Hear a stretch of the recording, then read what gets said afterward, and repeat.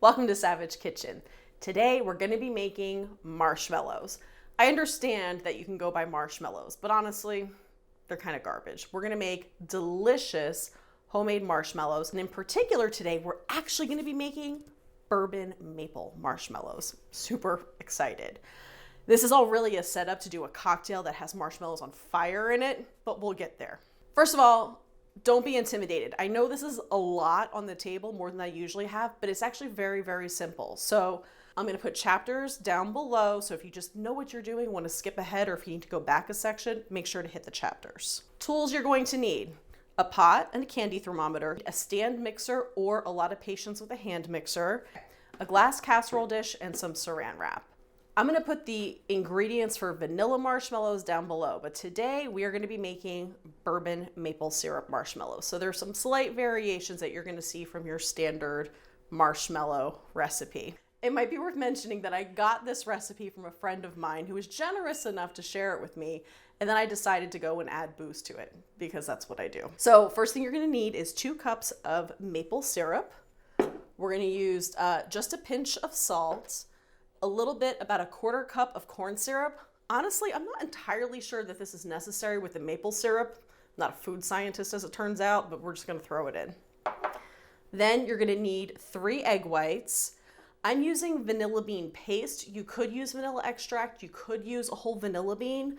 I find that, first of all, cost savings wise, vanilla bean paste I think is way better than buying vanilla beans. Flavor wise, I like this better than the extract, and you get the little flecks of vanilla beans, which is just kind of cool. Then we're gonna need some cold water, powdered sugar, and gelatin. This is the thing that makes everything work. For this recipe, we are using 3.5 packets of unflavored gelatin. I forget what the ounces are on this, but it works out to 3 tablespoons plus 2.5 teaspoons of gelatin. First time I made this, I wasn't convinced that the packets equaled the same thing as the measurements. Turns out that they do. I checked again. And then finally, bourbon, my favorite ingredient in everything. We're going to be using noble oak, and we're only going to be using a little bit of this, about 1/4 cup, but you're going to taste it in the final result. We're going to end up with these delicious, pillowy, kind of chewy squares. They last a while too. These are like a week old, 2 weeks old. I don't care, they're so good. Okay, let's get started. First thing we're gonna do is just get our pan ready, and I'm taking a little bit of canola oil cooking spray. Any cooking spray will do. And I'm gonna put some plastic wrap down in the dish so that our marshmallows don't stick to it at the end. So this is just to help make it easy to get the marshmallows out at the end. And now we're going to sift some powdered sugar on the bottom.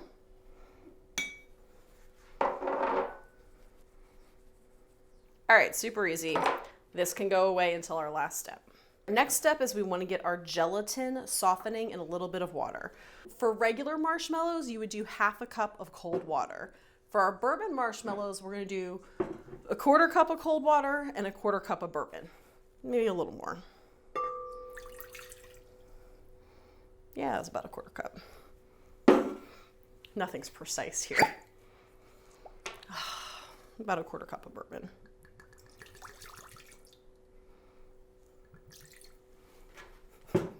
I see those judgy eyes.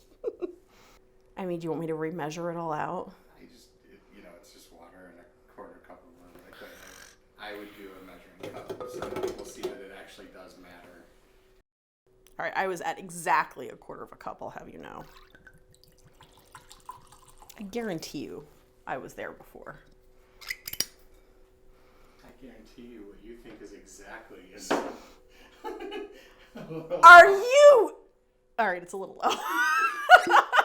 After some debate about my measuring capabilities, I'm going to now pour a 1/4 cup of cold water and precisely a 1/4 cup of bourbon. Because apparently you have to be precise when you measure these things. Then you're going to slowly sprinkle your gelatin across the top. You don't want to just upend it in, because it forms this like skin on the top, and the whole point here is to dissolve the gelatin.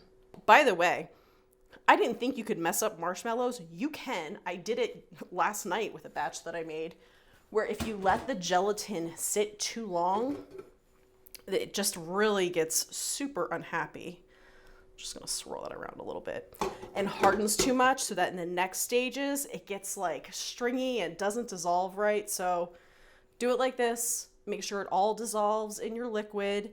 And once you start this stage, you pass the windmill. You can't stop. So you're just gonna keep going on to the next steps. For our syrup, we're gonna wanna get the temperature of our syrup to 240 degrees.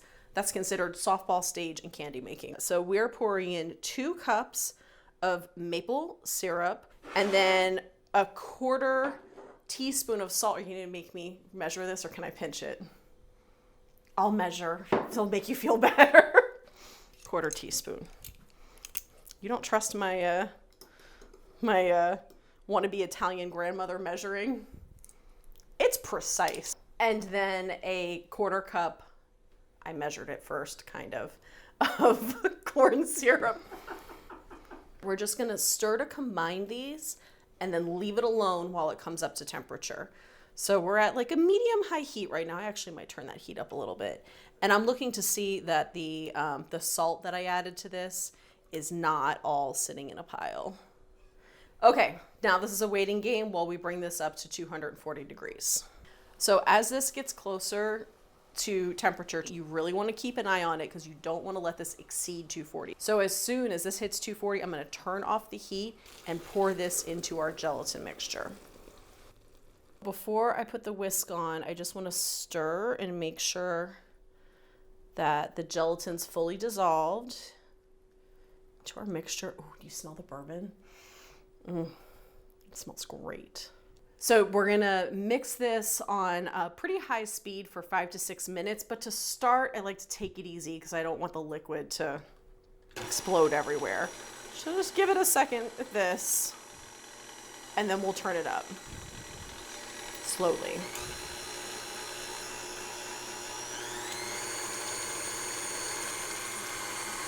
I feel like the bourbon one takes longer to whip. But maybe it's just not at that stage yet. It's like 3 measurements. Should have written that down, huh? Listen, the fun is in the journey, okay?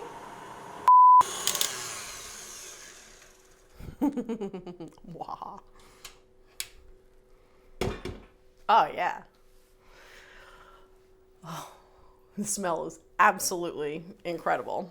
All right, we're gonna put this aside for just a minute while we get our egg whites whipped up into stiff white peaks.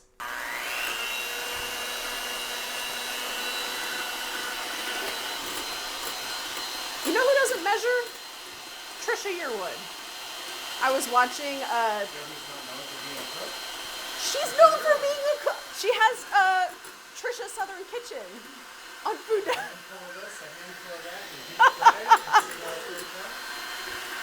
Listen, if it's good enough for Garth, it's good enough for me. It's another mistake I made in a previous batch. I learned that if you let your egg whites that have already been beaten sit for too long, they reliquefy. But the liquid sits at the bottom, so you don't notice until you go to pour them into something. Don't do that. Add them to our marshmallow mix. And this is also where we're gonna add a little bit of vanilla bean paste.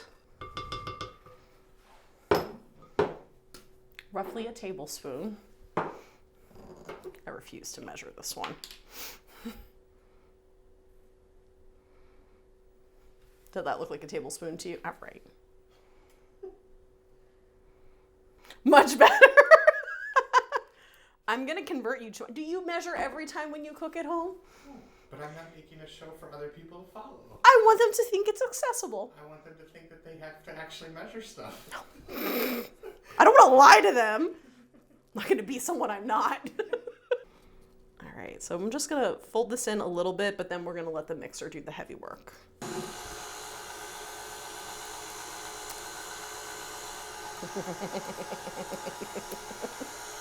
Oh my God. Okay, so you're just beating this until it's blended. It doesn't need to be like beat into submission. We've already done that. This looks really good. So now we're gonna take that pan that we prepared in the very beginning and pour this in.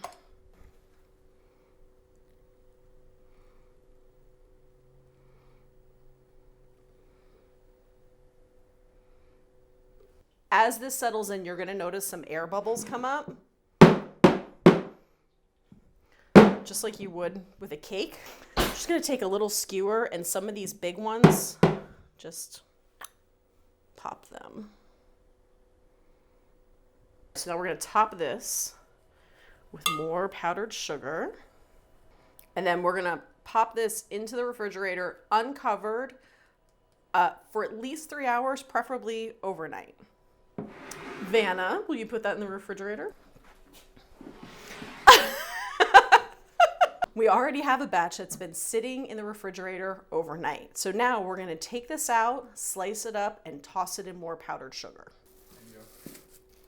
There was a giant air bubble in that one. All right, I know this might seem a little bit aggressive with the powdered sugar, but as we cut this into cubes and then tumble it around, only the layer sticking to the gelatin, to the marshmallow, is gonna stick. Take some cooking oil and just make sure that that's nice and coated. First thing we're gonna do is trim off the ends. This is to snack on, or save for yourself if you're giving these as gifts. And then you can cut this into a grid. If you're a maniac that enjoys precision, you can actually mark this with toothpicks. You can cut any shape out of these you want, by the way, too, if you have cookie cutters and you want to cut fun shapes. In fact, the person who gave me this recipe has a great idea that if you do different flavors, cut them into different shapes, and that'll be your visual cue of what the marshmallow is. That person's a genius. He might be a genius. Jury's out.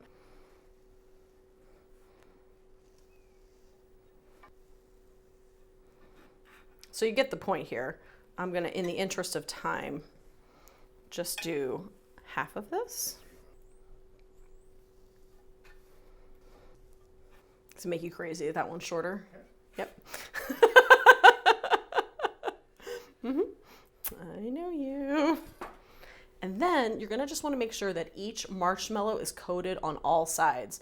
So as you kind of toss this around in the sugar mixture, that very thick top layer that we made is gonna fall off and you'll be left with just the perfect amount of powdered sugar on your marshmallow.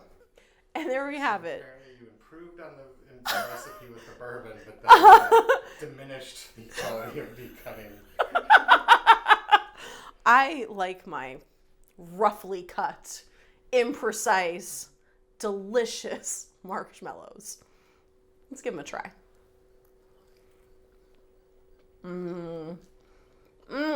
Okay. I don't know if you can see this here, but you can actually see the vanilla beans. It's really, really good. All right, we're gonna go set some of these on fire. If you try these, apparently there are a lot of ways to make them, and some people enjoy being very precise with measuring and cutting. But as you see, this is a very accessible, easy recipe. You don't have to be all that precise. Just follow the steps, experiment with flavors, have fun. Cheers, friends.